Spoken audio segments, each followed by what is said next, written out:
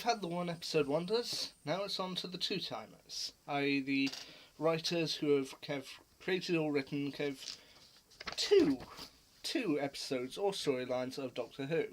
Like the one episode wonders, there are quite a few of these, and in some cases, their episodes are whole series or doctors apart. So yeah, yeah. As I said, they are quite far apart some episodes, but then they still manage to do quite well with them. So here we go with the two timers. First up on the two timers list is Paul Cornell, who wrote the series 1 episode Father's Day, which I've heard mixed things about. Some people think it's a good episode, some people think it's one of the weaker ones of series 1, but yeah, it's pretty good. And the other one he did was series 3 in 2007 with Human Nature and the Family of Blood. Now, I know Blink has got a reputation of being the scariest episode of series 3, and written by Stephen Moffat, it probably has good cause for that, but I'll admit, first time around, when I saw the episode Human Nature and the Family of Blood, I actually thought that one was the scariest. I remember getting to the end of Human Nature, where the Doctor doesn't know exactly who he is, and he's being faced down by a family of psychopaths. I was legitimately scared. So, yeah. Paul Cornell, he had one not so hot episode with Father's Day, but then he also had a pretty good one with Human Nature and Family of Blood. Next up, Tom McRae, who did the Series 2 episode, Rise of the Cybermen and the Age of Steel, and then later came back much, much later for Series 6 with The Girl Who Waited. Now, I think out of these two, I personally think Rise of the Cybermen two-parter is the stronger one. That one feels very cinematic and like a movie, whereas The Girl Who Waited, I admit it's a good episode, and I know there are some people who do love it. I am not necessarily one of those people. I personally think that The Girl Who Waited was okay, but I feel it's on the weaker side. But his Cybermen two-parter, which reintroduced the Cybermen to modern Who audiences, yeah, I think that one's pretty good. Then you've got Matthew Graham. Like Tom McRae, he had an episode in Series 2 and an episode in Series 6, or storyline Series 6. His Series 2 episode is another one of the ones that people consider quite weak, and that was Fear Her, which, I mean, I don't know if Fear Her received as much hate as Love and Monsters did, but yeah, I've heard people rank it quite low. I mean, it was nice to have an episode focused around the Olympics, which at the time was still about 6 years away. The other episode he did, or the other storyline he did, was Series 6's The Rebel Flesh and the Almost People. I admit it's a decent story, but I personally think out of the first block of Series 6, out of the first half, I personally feel like this two-parter was maybe on the weaker side, but anyway, that's just me. I mean, it was necessary in order to tie up it wasn't necessarily storyline in order to tie up the first arc of Series 6 with Amy and her pregnancy, which then would later be explored on more in the second half. But yeah, out of the two, it's difficult to choose which one is actually better, but I think personally I'd probably go for Fear Her. I prefer Fear Her over The Rebel Flesh two-parter. Then we got Helen Rayner. Hers are not so far apart. She did the Dalek two-parter in Series 3, Daleks in Manhattan and Evolution of the Daleks, and in Series 4 she did Sontaran Stratagem and The Poisoned Sky. Now, once again, I have heard some people consider that the Dalek two-parter from Series 3 is probably the weakest storyline of Series 3, and I agree with that. But the Sontaran Stratagem and The Poisoned Sky I actually think is pretty good. Yeah, I mean, I don't know if it's the best episode of Series 4, but you know what? Sontaran Stratagem, she reintroduced another classic Who monster, the Sontarans, back into Doctor Who culture for the modern age. So yeah, I think she gets a plus for that one. Out of her two, I think I prefer the Sontaran Stratagem and The Poisoned Sky. Then we come to Stephen Greenhorn, and he's done an episode he's done two episodes as well, one from Series 3 and one from Series 4.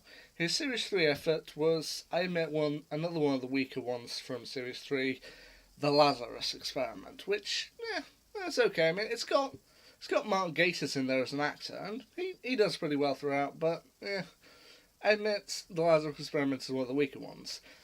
His Series 4 episode, though, is another one that I have seen Kev constantly praised, and that is The Doctor's Daughter. While the Lazarus Experiment I felt was okay, The Doctor's Daughter, he really hit it out of the park with that one. It's not my personal favourite episode of Series 4, but it's pretty good. That one feels kind of more cinematic, and kind of places the Doctor in a situation where it does allow for a lot of kind of cinematic action, and kind of relationships with his daughter. So you know what? Out of the two that he did, I think I prefer The Doctor's Daughter. But yeah. The next one on the list is a bit of a special case. Phil Ford. Now, because technically, from his writing perspective, Phil Ford has only actually contributed 2 episodes to Doctor Who itself. However, he has actually left his mark all over the Whoniverse, because he did do a lot more work with the spin-offs and specials. He wrote 11 stories of the Sarah Jane Adventures, 1 episode of Torchwood, Series 2, Something Borrowed, the entirety of Dreamland, and 4 out of the 5 adventure games. The only one he didn't write being TARDIS. So he's definitely left his mark on this Whoniverse, and he is sort of a special case. But within Doctor Who itself, he only actually has his name on 2 episodes. One being 2009's The Waters of Mars, which I have to admit at the time when I saw it, I thought was genuinely scary. That one was with David Tennant, and 2 Doctors later, with Peter Capaldi, he had Into the Dalek, although that one was more co-written from an idea that Stephen Moffat had, that he previously thought about putting in a Doctor Who computer game. But, you know what? Out of those 2, I think Waters of Mars is scarier, but I do prefer Into the Dalek. Into the Dalek feels more my speed. But yeah. Next up, Neil Gaiman. One of the most famous writers of our age, Neil Gaiman has once again submitted 2 episodes to Doctor Who. One is the praised episode from Series 6, The Doctor's Wife, which I have to admit, I have seen a lot of people absolutely love that episode. Some people claim it's their favourite. And his other one is from Series 7, and it's one that doesn't quite reach the same heights, Nightmare in Silver, which give redesign the Cybermen. To which, I know people like The Doctor's Wife more, but honestly, Nightmare in Silver is one of my personal favourites, and it remains so. So yeah, while he does have 2 good episodes in there, I actually prefer Nightmare in Silver. The last 3 I'll get out of the way fairly quickly. You got Neil Cross, who wrote the Series 7 episodes, The Rings of Akaten and Hyde, and out of his 2, I think I more prefer The Rings of Akaten. Not that Hyde wasn't good, but I kind of felt that it went into areas where I didn't necessarily know if it worked very well. But yeah, I prefer The Rings of Akaten from Neil Cross. There's Frank Cottrell Boyce, who wrote the Series 8 episode In the Forest of the Night and the Series 10 episode Smile, to which I know In the Forest of the Night is criticised a lot by people, but that one is actually my personal favourite out of his 2. I admit Smile has its moments, it's definitely quite sinister with the emoji robots, but I think I do prefer In the Forest of the Night. Sorry, but I do. And the final one ready to talk about is Sarah Dollard, who wrote the Series 9 episode Face the Raven and the Series 10 episode Thin Ice. And out of her 2, well, I think Thin Ice is a good episode, showing off the Doctor and Bill. I think prefer Face the Raven. Which, yeah, I mean, I know it did technically see the departure of Jenna Coleman, or the death of her companion, but yeah, I do think I preferred Face the Raven. So there you go, the Doctor Who writer 2-timers. The writers who did 2 episodes or 2 storylines of Doctor Who.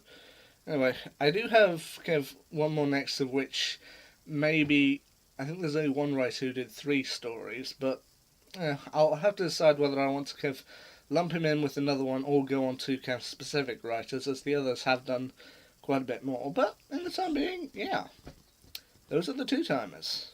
Anyway, until next time, see ya.